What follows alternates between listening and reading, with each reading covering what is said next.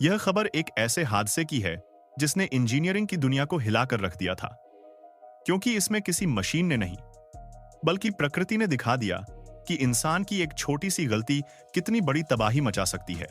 20 नवंबर 1980 का दिन अमेरिका के लुइसियाना राज्य में स्थित लेक पेनियोर उस वक्त शांत और खूबसूरत दिखाई दे रही थी। सतह पर कुछ नावें चल रही थीं, किनारे पर लोग मछलियां पकड़ रहे थे और हवा में हल्की ठंडक थी। लेकिन किसी को नहीं पता था कि अगले कुछ मिनटों में यह झील इतिहास के सबसे अजीब और डरावने हादसों में से एक की गवाह बनने वाली है। अगर आपको ऐसे रहस्यमयी घटनाओं की असली कहानियां पसंद हैं, तो चैनल को सब्सक्राइब जरूर करें, वीडियो को लाइक करें और अपने दोस्तों के साथ शेयर करना मत भूलें। चलिए अब जानते हैं कि उस दिन लेक पेनियोर में आखिर हुआ क्या था।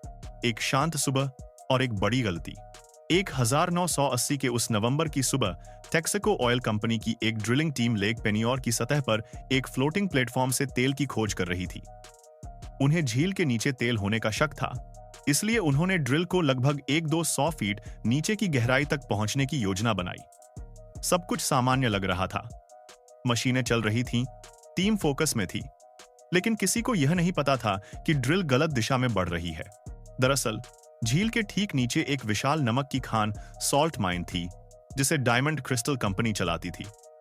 वहां लगभग 50 से ज्यादा खनिक माइनर्स दिन रात काम करते थे। दोनों कंपनियों के बीच कम्युनिकेशन तो था, लेकिन ड्रिल साइट की सटीक मैपिंग में एक बहुत बड़ी गलती हो गई थी। इंजीनियरों ने सोचा कि उनकी ड्रिल खान से काफी दूर है, लेकिन हकीकत में दोनों के बीच सिर्फ कुछ 100 फीट की मोटी नमक चट्टान थी। और जैसे ही ड्रिलिंग 1300 फीट गहराई तक गई, ड्रिल बिट ने वो चट्टान भेद दी जिसने खान की छत को थाम रखा था। तबाही की शुरुआत। जैसे ही छेद हुआ, झील का सारा पानी नीचे की ओर बहने लगा। ये ऐसा था मानो अचानक झील के बीच में कोई विशाल नाली खुल गई हो। झील का मीठा शांत पानी भीतर तेजी से घूमता हुआ नमक की खान में जाने लगा और नमक पानी में घुलने लगा। शुरुआत में शायद किसी को यकीन नहीं हुआ, लेकिन धीरे धीरे झील का जल स्तर गिरने लगा। ऊपर ड्रिलिंग प्लेटफॉर्म पर मौजूद वर्कर्स ने देखा कि उनका पूरा प्लेटफॉर्म झटके खाने लगा है। थोड़ी ही देर बाद पूरी मशीन उनके साथ पानी में समा गई। पेट्रोलियम के बड़े बड़े मशीनें, नावें, यहां तक कि पास का बोटेनिकल गार्डन, सब कुछ उस भंवर में खींचने लगा। जमीन का धंसना और झील का बदलना। कुछ ही घंटों में वो छोटी सी झील, जो पहले लगभग 10 फीट गहरी थी, अब 200 फीट से ज्यादा गहरी हो चुकी थी। झील के आसपास की जमीन भी धंसने लगी। पेड़, घर, डॉक और रोड सब खिंचकर उस खाई में चले गए। झील के नीचे के नमक के घुलने से वहां विशाल भूमिगत गड्ढे बन गए।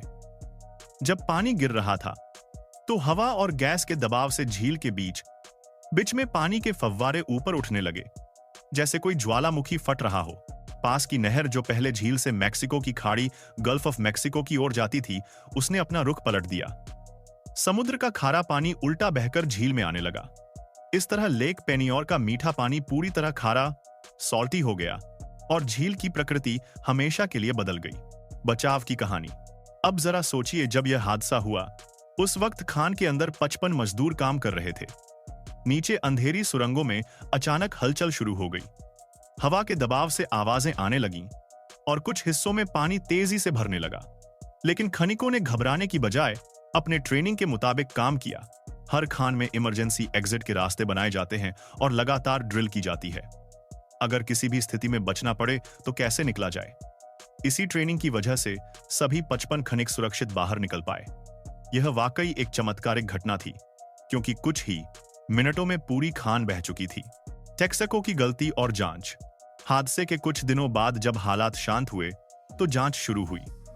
शुरुआती रिपोर्ट में पाया गया कि टेक्साको कंपनी की टीम ने अपने ड्रिलिंग लोकेशन को गलत कैलकुलेशन से तय किया था। असल में उन्होंने जो नक्शे इस्तेमाल किए थे, वे पुराने और गलत पैमाने पर बनाए गए थे। उनके हिसाब से ड्रिलिंग साइट खान से लगभग 400 फीट दूर थी, लेकिन हकीकत में ड्रिल का सिरा खान की छत के बिल्कुल ऊपर था। इसी गलत गणना, मिसकैलकुलेशन के कारण पूरी खान का स्ट्रक्चर तबाह हो गया। इस दुर्घटना में लाखों डॉलर का नुकसान हुआ। मशीनरी, पर्यावरण और खान की पूरी संरचना सब खत्म हो गई। आसपास के इलाकों की भूमि भी अस्थिर हो गई, जिसकी वजह से वहां कोई दोबारा ड्रिलिंग प्रोजेक्ट नहीं किया गया। 32 मिलियन का समझौता।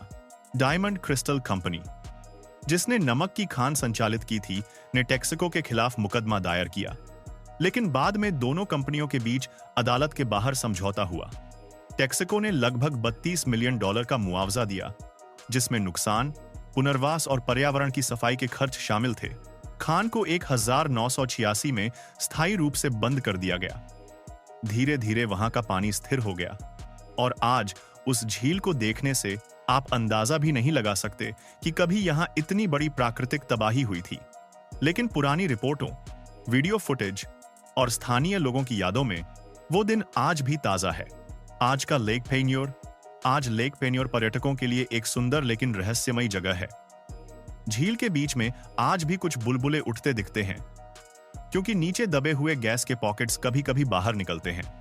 स्थानीय लोग कहते हैं कि जब हवा शांत होती है तो झील के पानी से ऐसी आवाजें आती हैं जैसे नीचे कुछ धीरे-धीरे चल रहा हो। कभी-कभी पुराने खान के प्रवेश द्वार के आसपास गोता लगाने वाले डाइवर्स को टूटे हुए मशीनों के टुकड़े, खनन पट्टियां और जंग लगे पाइप्स अब भी दिखाई देते हैं।